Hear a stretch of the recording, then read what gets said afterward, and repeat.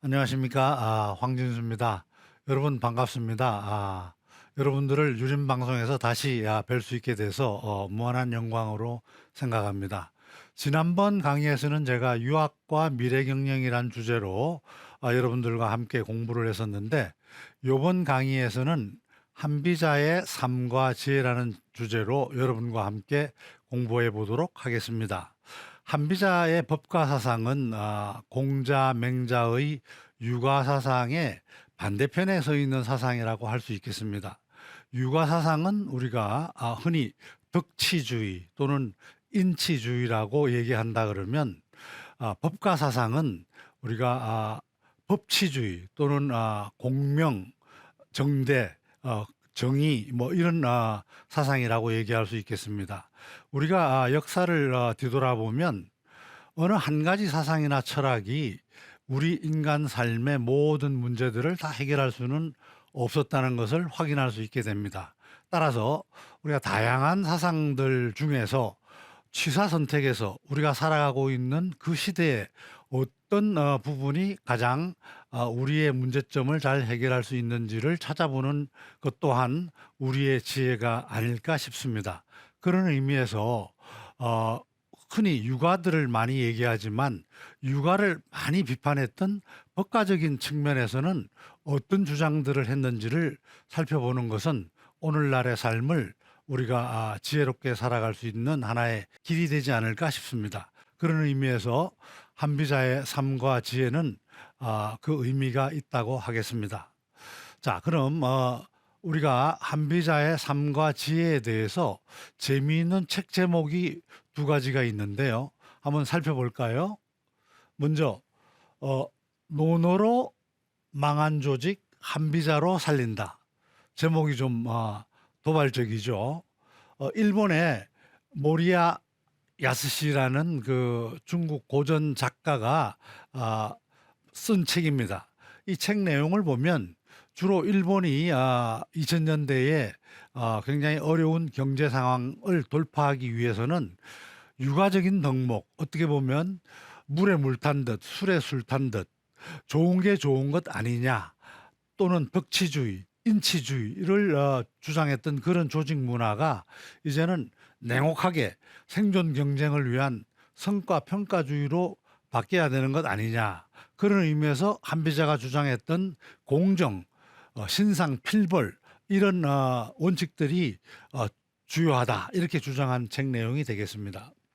그다음 두 번째 책 제목을 보면 한비자가 나라를 살린다, 이렇게 책 제목을 썼습니다. 이것 또한 도발적인 책 제목인데요.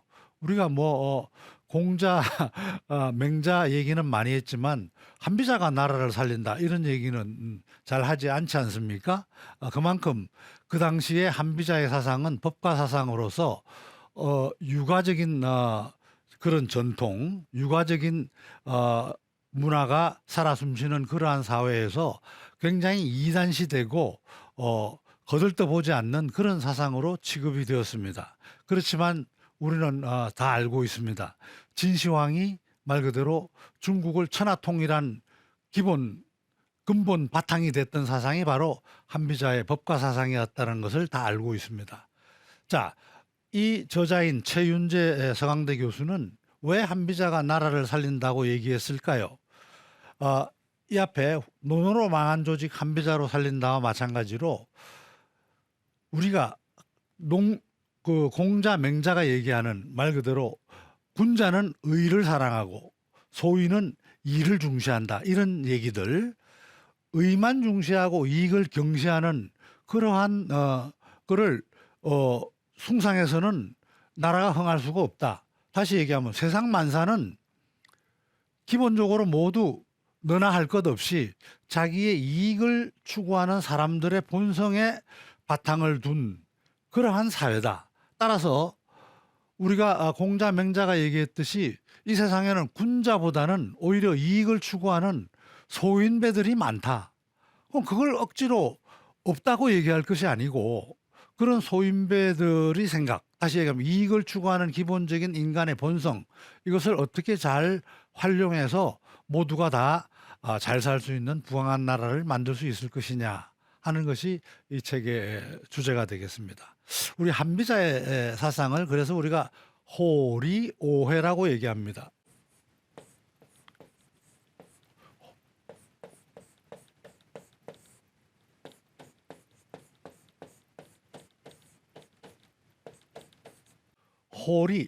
홀이라는 것은 말 그대로 이익을 좋아한다는 뜻이죠. 이익을 좋아한다.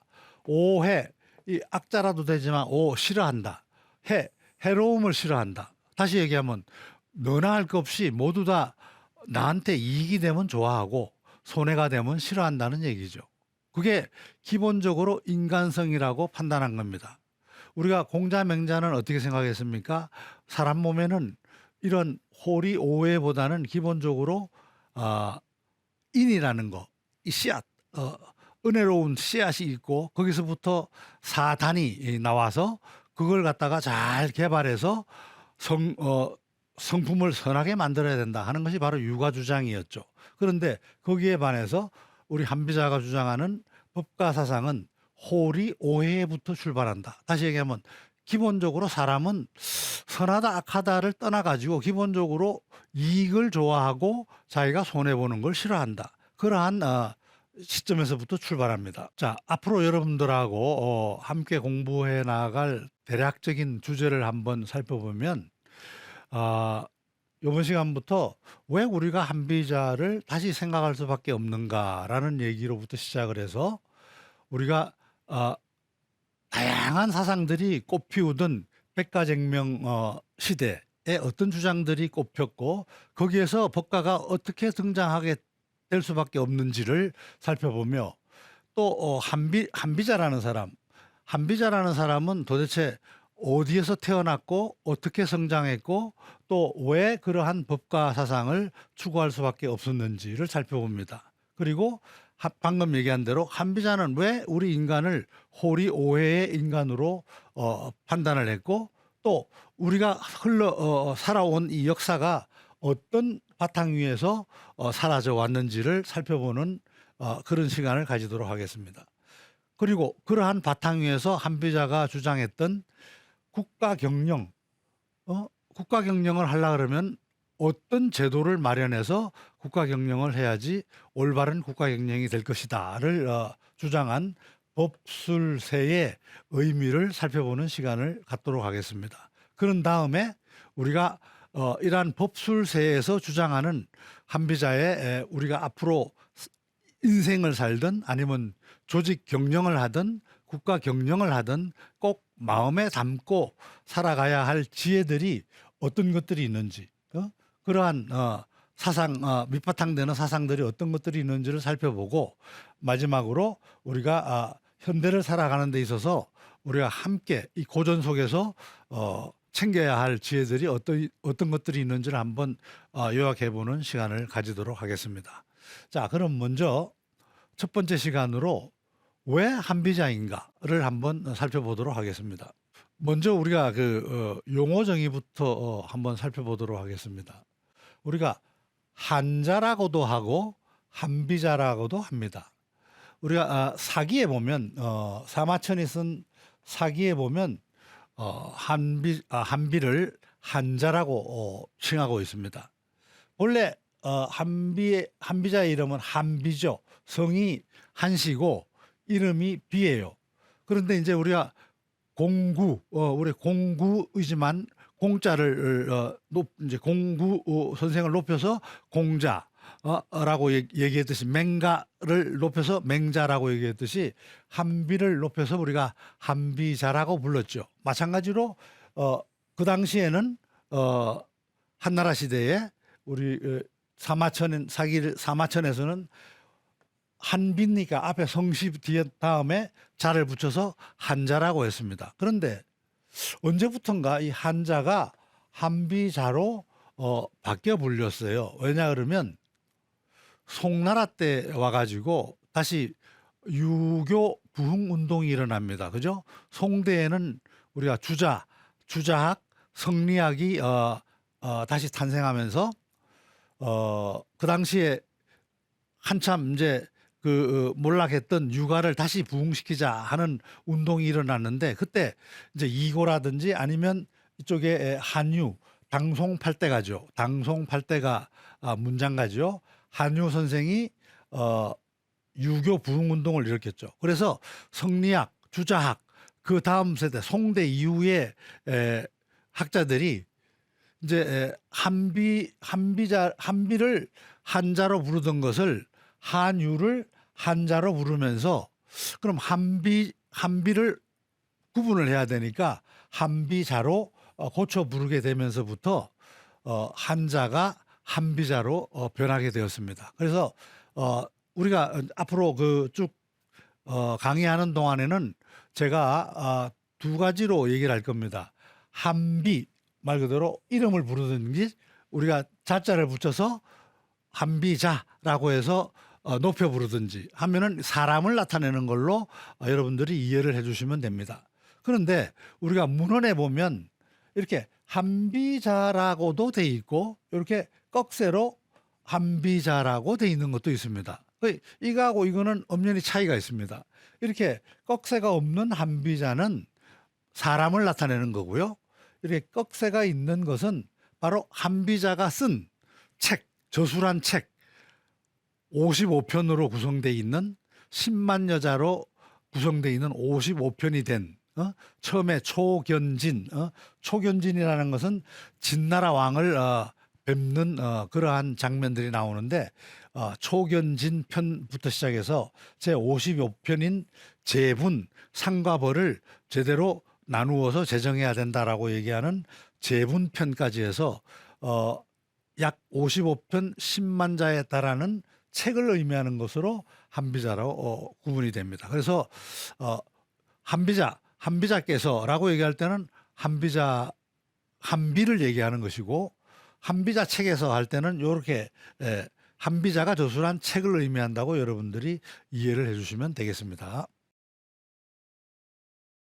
자, 우리가 법가가 등장했을 때 유가 사상에 물들어 있던 당시 세태에서 얼마나 이게 센세이셔널한 일이었는지를 우리가 역사적 기록을 통해서 한번 살펴보고자 합니다. 그 당시 맨 처음에 우리가 법을 제정하는 것을 주장했던 것이 정나라의 재상이었던 자산이라는 사람이었습니다. 정자산 여러분 혹시 들어봤는지 모르겠는데 유명한 재상이었죠. 정나라에. 그리고 진나라에 이 진입니다.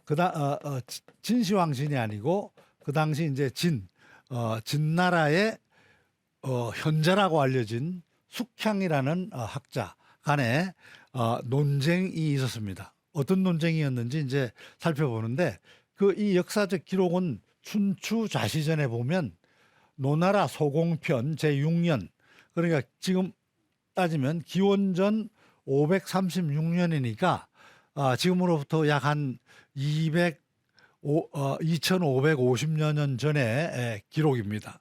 그 기록을 보면 이렇게 되어 있습니다. 정나라 자산이 형서를 만들어서 최초로 이제 만들어서 법을 공개하고자 했습니다. 그 전에는 형법이라는 게 없어요. 성문법이라는 게 없었어. 그러자 이제 진나라의 숙향이라는 이 현자께서 편지를 정자산한테 보냅니다. 그러면서 뭐라고 얘기냐면 선왕 옛날 왕들의 덕과 예 이게 참 우리 유교에서 얘기하는 거죠. 덕이 있어야 된다. 예가 있어야 된다. 덕과 예에 따라서 정치를 하지 않고 형법을 정해가지고 법을 집행하면 백성들 삶은 오히려 더 어렵게 될 뿐 아니고 당신 나라 정나라도 곧 멸망할 거요. 그러니까 정신 차리시오. 이렇게 편지를 보냅니다. 그 편지 내용을 한번 볼까요? 이거는 이제 실제로 진나라 숙향이 편지에 적은 내용입니다. 시경 여러분들 시경 아시죠? 시경에 보면 문왕의 덕을 본받아. 문왕은 이제 주나라의 이제 건립한 왕이죠. 무왕이 이제 주나라를 만들었지만 무왕의 아버지죠. 문왕의 덕을 본받아 날마다 사방을 안정시켰다라고 돼. 즉 덕을 베풀면 사방이 안정된다라고 얘기해요. 또 문왕을 믿고 본받으면 만방이 믿고 복종한다. 다시 얘기하면 덕 있는 사람을 믿고 본받으면 만방이 다 편안해진다라고 하였으니 이와 같다면 법을 제정할 필요가 뭐 있겠습니까? 백성이 형서를 알게 되면, 자, 백성이 법을 알게 되면 이런 뜻이에요.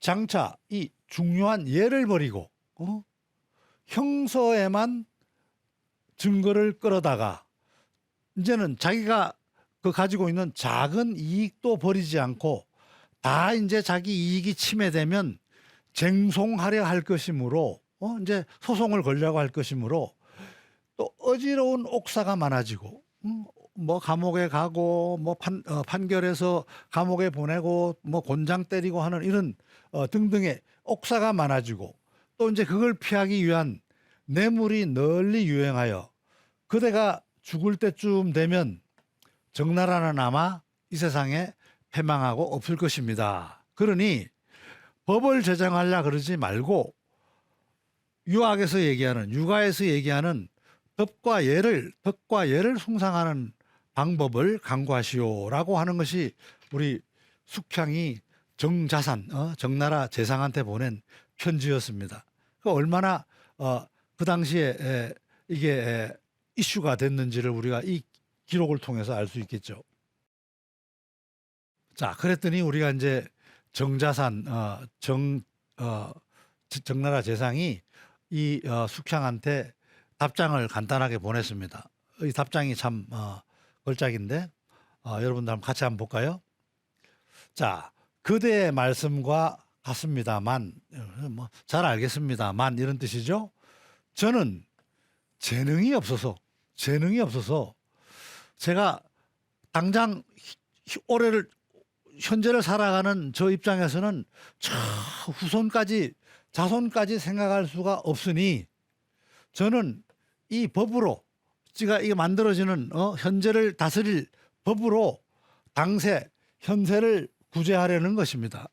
이 어지러운 세상을 바로잡고자 하는 것입니다. 그래서 우리 귀하의 명을 받들 수는 없습니다만 귀하가 저를 생각해 주시는 큰 은혜야 어찌 감히 있겠습니까? 라고 해서 이제 그 숙향의 얘기를 리젝트하는 거죠. 여기 보면 말 그대로 우리가 정자산이 법가의 시조라고도 얘기를 합니다만은 이렇게 유가적 사고가 이제 법가적 사고로 넘어가는 단계에 있다. 자, 이게 바로 기원전 550여 년 전, 550년이니까 지금부터 한 2500여 년 전의 이야기였습니다. 이 법이 그때부터 태동이 되고 시작이 됐다. 이렇게 우리가 알 수 있겠습니다. 자, 여러분한테 그러면 퀴즈를 하나 내도록 하겠습니다. 자, 이 그림은요, 제가 그렸는데 잘 그렸죠? 자, 이 그림 내용을 보면 이 뭐 같습니까? 이 농부예요. 농부가 한낮에 이 나무 그늘에서 기대서 뭐 일할 쟁기는 땅바닥에 내놓고 그냥 놀고 앉았습니다. 그리고 머리로는 뭘 생각하냐 그러면 이 토끼가 이렇게 나무에 와서 부딪히는 거를 생각을 하고 있어요. 이거는 지금 고사성어가 여러분도 생각나십니까? 내자로 된 고사성어예요. 일은 하지 않고 토끼가 와서 부딪히기만을 기다린다 하는 고사성어인데 여러분들 아시는 분 있으면 손 들어 주세요. 저기 있는 분이 맞췄네요. 자, 이 고사성어는 바로 여러분들 들어보셨겠지만 수주대토입니다. 수주대토. 수주대토가 무슨 의미냐? 이 숫자가 뭐예요? 지킬 수지요. 주자라는 것은 아까 나무 그루트기를 말합니다. 대자라는 것은 뭡니까? 기다린다는 뜻이죠. 토라는 것은 뭐죠? 토끼죠. 그러니까 그루터기를 지키고 앉아서 토끼를 기다린다 하는 그런 말이 됩니다.